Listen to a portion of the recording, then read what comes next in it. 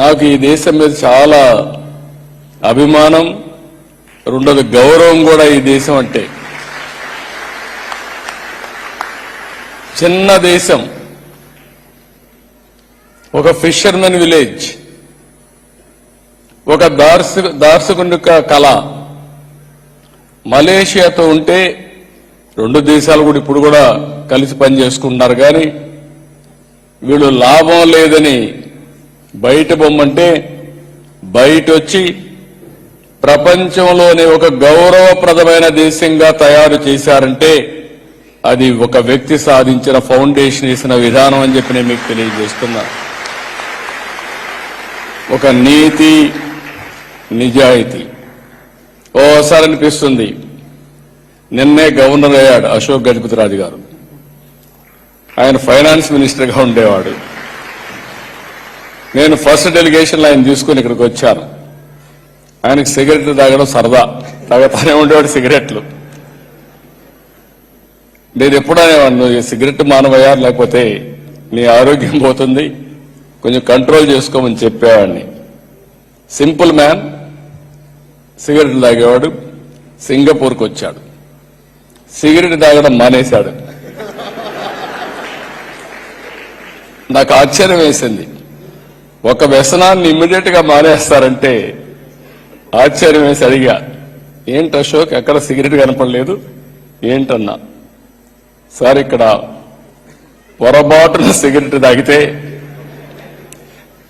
$500 fine వేస్తారు. నేను తెచ్చింది $500. ఇప్పుడు $500 పోతే నేనేం చేయాలి సార్ అన్నాడు. That is the power of Singapore.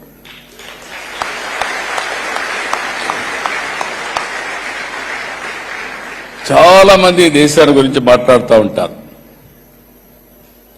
ఎక్కడా డబ్బులు తీసుకోరని. నేను 4-5 సార్లు ట్రై చేశాను, తీసుకోరా నీవే నాని. డ్రైవర్ని అడిగాను, టిప్పు తీసుకోవాను. సార్ తీసుకోమన్నాడు. ఏంటన్నా, అలవాటు లేదు సార్, ఇక్కడ తీసుకుంటే కరెక్ట్ కాదు, మీరు తీసుకోమన్నాడు. నేను అడిగాను, ఏంటా ఎవరు డబ్బులు తీసుకోరా అన్నాను. నాకు తెలిసి తీసుకోరు సార్, తీసుకుంటే మళ్ళా వాళ్ళు కనపడరని చెప్పి అన్నాడు.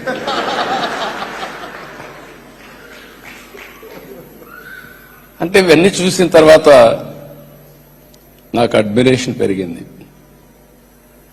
నేను ఇక్కడికి వచ్చేవాడిని, లీ కువాన్ యూ గారిని కలిసేవాడిని. నేను ఒకరోజు తెల్లవారితో నిద్రలేసి ఎక్కడ చూసినా కాగితం కనపడేది కాదు.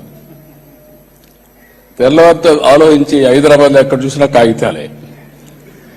అది చూసిన తర్వాత నాకు అనిపించింది, మనం కూడా ఇలాంటి ప్రాక్టీస్ చేయాలని. ఎట్లా చేస్తున్నారంటే, రాత్రి బయలుదేరి రాత్రంతా మొత్తం ఊరంతా తిరిగి కడాన ఈ చెత్త ఏ విధంగా కలెక్ట్ చేస్తున్నారో చూసిన తర్వాత ఆ చెత్తని అప్పట్లోనే ఎనర్జీగా కన్వర్ట్ చేసే ప్లాంట్ కూడా వెళ్ళి చూసిన తర్వాత డిటో రాత్రి క్లీన్ చేసే వ్యవస్థ ఆంధ్రప్రదేశ్లో హైదరాబాద్ తీసుకొచ్చి ముందుకు పోయాం.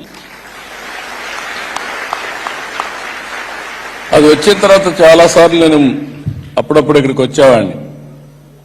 లీ కువాన్ యూ గారు అందరికీ వచ్చిన వాళ్ళందరికీ చెప్పేవాడు, ఇండియాలో చాలా మంది పాలిటీషియన్స్ వస్తారు, సీఎంలు వస్తారు, వచ్చి ముస్తాఫా షాపు పోయి షాపింగ్ చేస్తారు,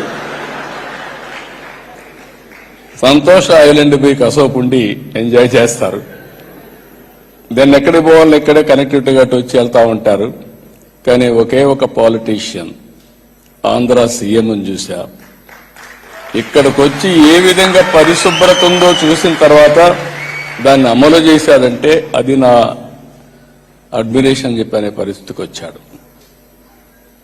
ఎందుకు ఈ విషయం చెప్పానంటే, అలాంటి దేశంలో ఈరోజు 40,000 మంది తెలుగు వాళ్ళు ఉన్నారంటే చాలా గర్వంగా ఉంది, ఆనందంగా ఉంది. దీనికి మిమ్మల్ని అందరినీ అభినందిస్తున్నా. ఈరోజు మన వాళ్ళు ఎక్కడికి పోయినా ఏ దేశం పోయినా మన వాళ్ళు ఉన్నారు. దగ్గర దగ్గర 40-50 లక్షల మంది వివిధ దేశాల్లో ఉన్నారు తెలుగు వాళ్ళందరూ. నా ఉద్దేశం ఒకటి, 8 లక్షల మంది తెలుగు వాళ్ళు ఉన్నాం, ఇటు ఆంధ్ర తెలంగాణ రెండు కలిపి. భవిష్యత్తులో ఈరోజు మీరందరూ గుర్తుపెట్టుకోవాలి, ఒకప్పుడు ఎక్కడన్నా పని చేయాలంటే ఆ ఊర్లో ఉండే పని చేయాలి. ఇప్పుడు పరిస్థితులన్నీ మారిపోయినాయి. నేను కూడా ప్రమోట్ చేస్తున్నా, think globally, act globally, distance is not the constraint.